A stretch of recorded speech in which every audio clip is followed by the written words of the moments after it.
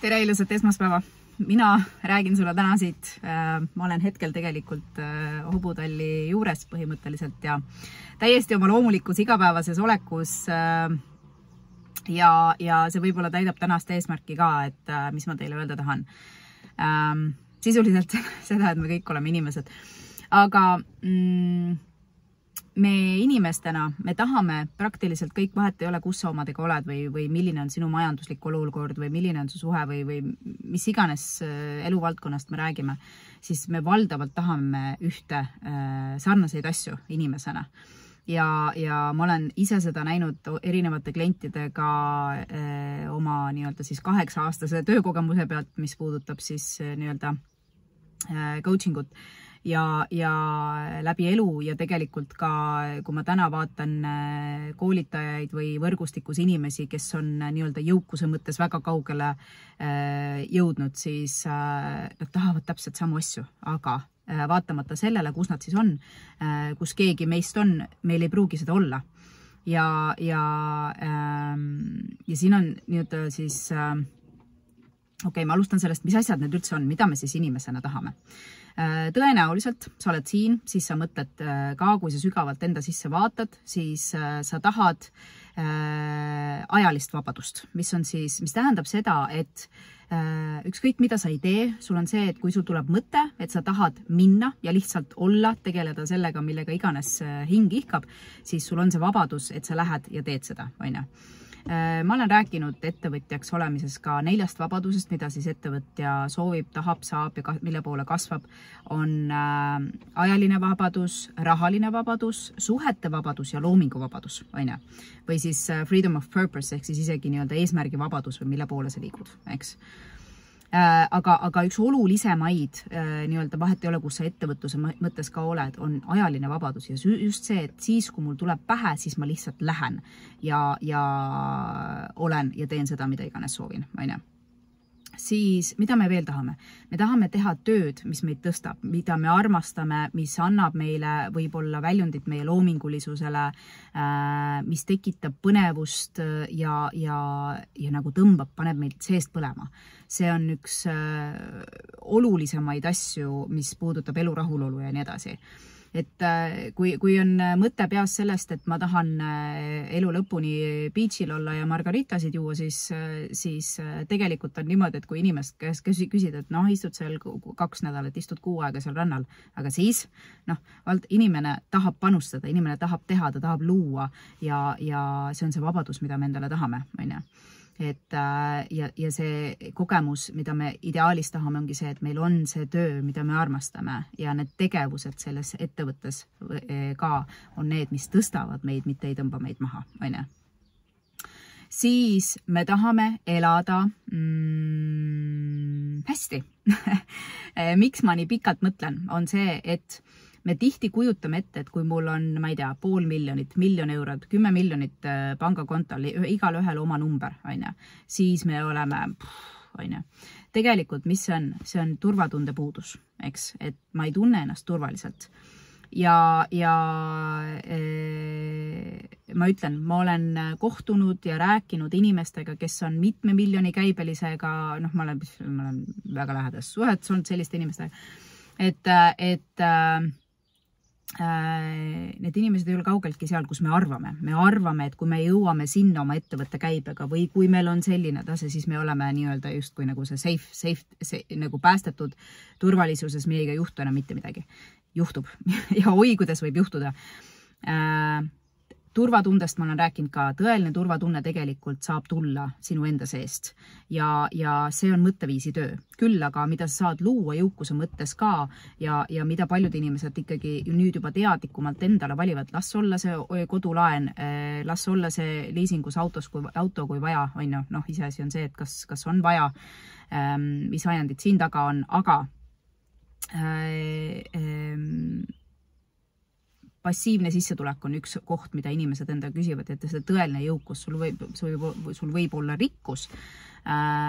Mina eraldan siis rikkust ja jõukust. Rikkus on see, et palju sul täna võib-olla raha on, aga see raha kipub käest ära sulama, ja raha hoida üldse kontol ei ole mõistlik, see on finantsjuhtimise teema juba, aga passiivne sissetulek niimoodi, et sul on siis varad, mis toovad sulle passiivsemat. Sellel teemal ma olen ka rääkinud videotes, otsige ajalugu, kui on huvi passiivse sissetulekute allikute kohta, aga ka nendega kaasneb tegevusi ja tööd, et niisugust asja, et ma ei tee mitte midagi ja raha muudkui voolab, midagi ikkagi peab tegema. Aga passiivsemad varad, mis toovad sulle seda cash flow'd sisse. Et see on see, mida paljud inimesed vist ka siis taotlevad endale, aga siin on teadlik raha juhtimine ja mõtteviis, et sa võtad ette ja teed ka neid samme, et siin tulevad mängu rahauskumused erinevad asjad, eks.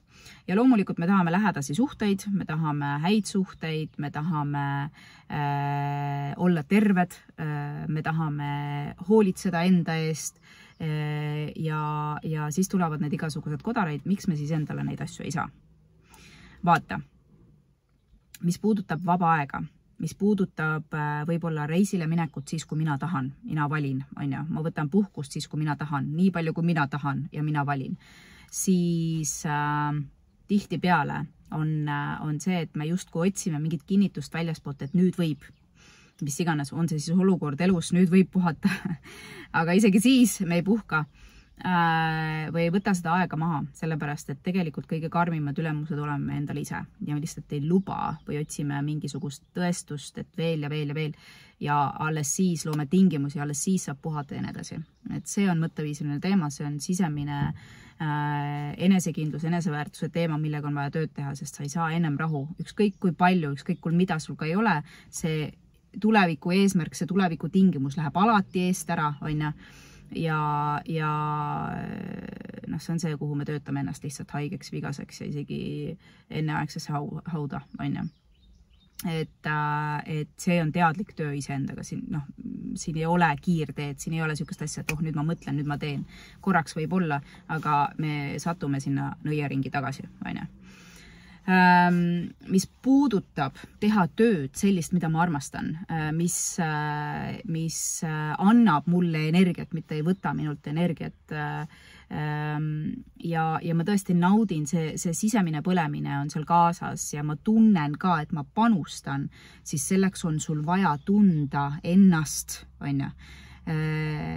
millised on sinu loomupärased omadused, mis on sinu unikaalne, mis teeb sinust sinu, mis on sinu nii-öelda siis see missioon, miks sa eksisteerid, mis on see sinu miks, need sügavamad asjad, kui sa nendele saab pihta, mis on see visioon, siis sa saad aru, miks on sul selline visioon, ühesõnaga kõik, kui sa tunned ennast lõpuni välja, lõpuni välja see on pidev kasv, aga need tugevused, oskused, omadused, kõik need kogemused, mis sul on ja see miks sinu seest, kust see tuleb, see seeme, siis on sul nagu nii selge pilt, et sind ei kõiguta, mida sa tead, sa lihtsalt tead ja see toob ja siis on ainult puhas julgus selle järgi hakata minema, ja seal on need erinevad limiteerivad uskumused, mis ei luba, aga see on juba enesekindluse, eneseväärtuse teema, mis läheb suuresti eelmise punktiga kokku,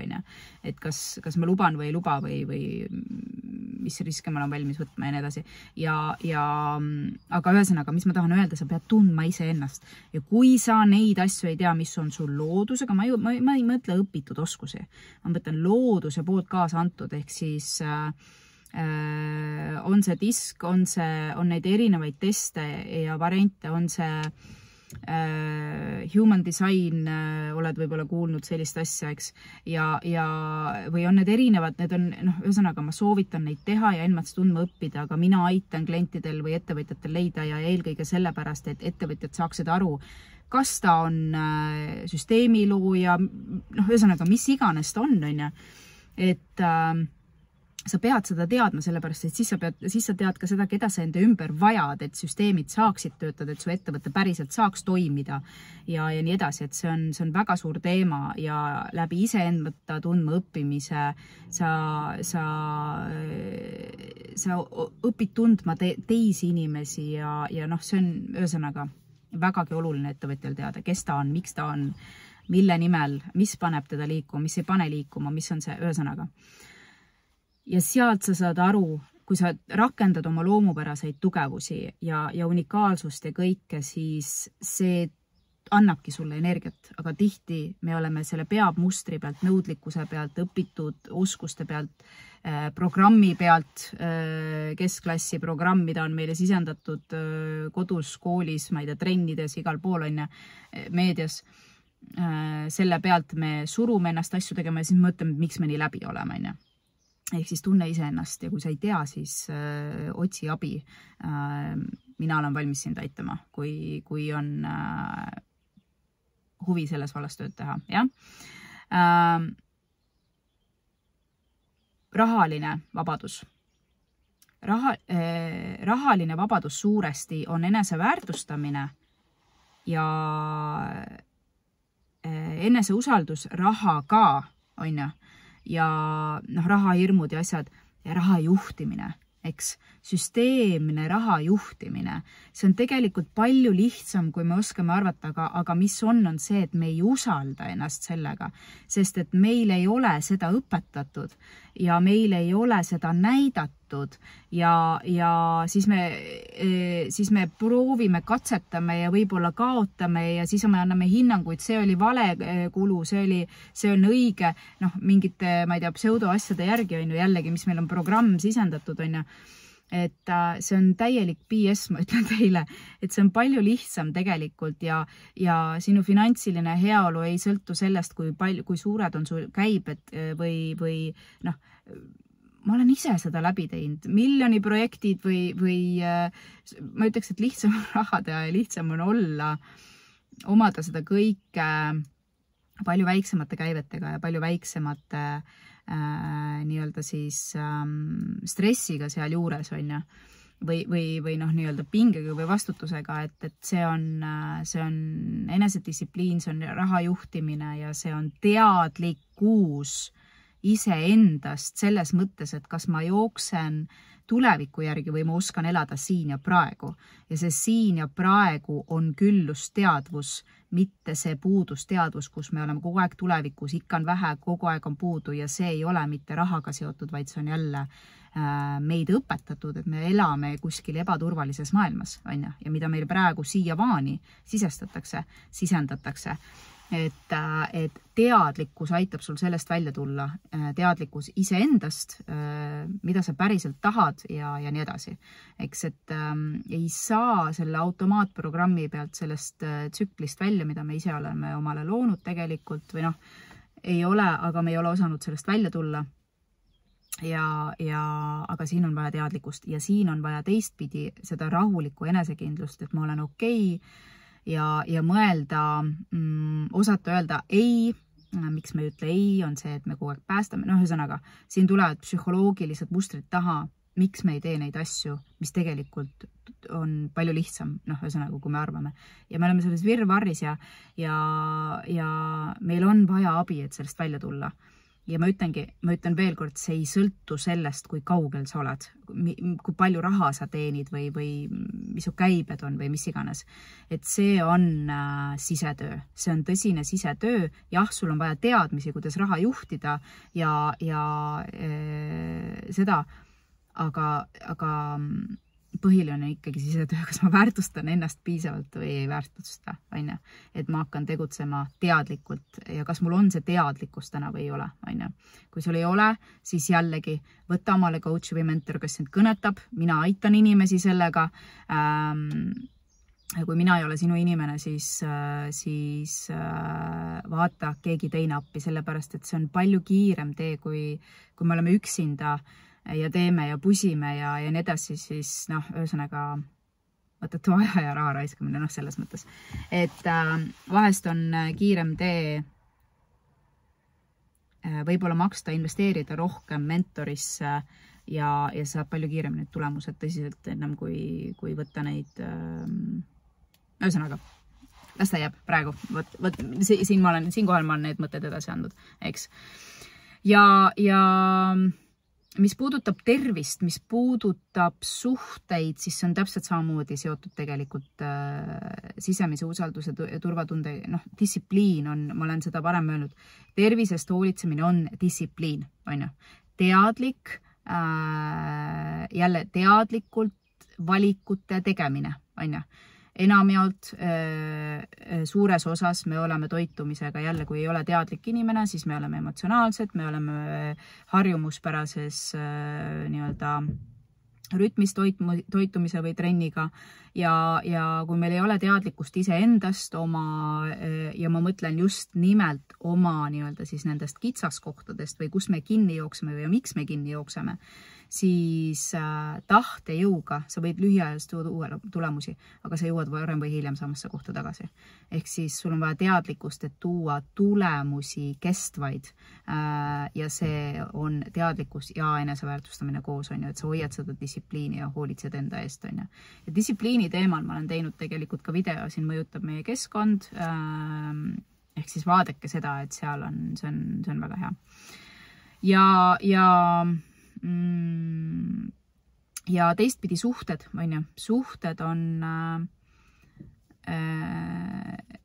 jälle ma jõuan sinna sisetööni, sorry, aga mitte midagi ei ole teha, meil ei ole kiirteed selles suhtes. Sa pead õppima ütlema ei. Head suhted saavad alguse, nagu ma ütlen, väline on peegel ja mitte mina ei ütle seda, vaid kõik ütleb seda. Kui sa ei armasta iseennast, siis kui sa ei väärtusta iseennast, siis sinu väline peab peegeldama sulle neid nõrkasid kohti. Sinu ülesanne on otsida, õppida, lugema seda välise peeglit, on ju, iseenda kohta ja siis õppida ennast tervendama. Ja mida rohkem sa seda tööd, see on kõige tähtsam töö, mida saad enda jaoks teha ja see katab ära kõik need vajadused, mida me tegelikult päriselt nii-öelda inimesed tahame. Me kõik peame seda tööd tegema, kui me tahame seda muutust. Ja miks nii vähesed jõuavad elus ja saavad elus kõike seda, mis me siin video alguses üles tõin, on sellepärast, et nad on teinud seda tööd ja teevad jätkuvalt seda tööd iseendaga. Ei ole kiirteed, ei ole lahendusi kiiremaid selles suhtes, et ei ole sa pead tegema endaga selle sisetöö ära. See on võib olla emotsionaalselt raske endale otsa vaadata, aga muud lahendust ei ole. Ja suhted on üks suurimaid peegleid meie ümber. Inimesed on suuremaid peegleid meie ümber ja kui me tahame austavat, armastavat, kirglikku, üksteist väärtustavat, mis iganes suhteid me siin küsime, on ju, siis on see äripartner, on see elupartner, on see lapsed, on need vanemad, see kõik on sisetöö, sest elu peegeldab läbi nendele ja kui meil tekib see mõistmine iseenda suhtes, siis meil tekib mõistmine ka teiste suhtes ja sa oskad hoida piire, sa oskad andestada, sa mõistad, sa ei võta asju isiklikult ja sa räägid nagu läbi armastuse, mida me tegelikult ju kõik ootame ja soovime ja need igasugused rasked suhted siis kaod ümbert ära, sellepärast, et elu ei pea sulle peegeldama neid kohti ja kui vahepeal tulebki siis ütled, aitäh sulle, et sa tulid, et sa tulid mulle näitama. Et see on see kõik, see vabadus, kõik need vabadused ettevõtluses, arengettevõtluses, ettevõtjana, see kõik on sisetöö ja teadlik enese ja ressursside juhtimine. Need teadmised tihti, kuidas on meil olemas, aga mida meil ei ole, on see rahulik enesekindlus. Et ma olen okei ja kõik on ümberringi okei, eks? Et see nüüd ja praegu tunda ennast turvalisena olla külluses. Vot see on see, kuhu sa tahad jõuda ja see on see, mis annab sulle kõik selle, mida sa tegelikult oma elus küsid. Vot. Ja sa võid üllatuda, kui palju sul tegelikult juba olemas on ja see aeg ei pea olema pikk, et sinna jõuda. Vaja on natukene lihtsalt enda sisse vaadata ja ise endast aru saada, ennast tunda ja sealt juba tuleb kõik järgi. No vot, mina kutsun sind endiselt coachingusse, kui sina oled valmis 3 kuud, teeme seda tööd, valmis endale otsa vaatama ja päriselt oma elu muutma ja kestvaid tulemusi tuua, siis kirjuta mulle endiselt liina@vetik.com ja vaatame, kuidas siis saame koos edasi minna ja sinu maailmaga raputada paremuse poole. kõike kaunist sulle, mõnusat alanud nädalat ja kohtume uuel nädalal. Tšau, tšau!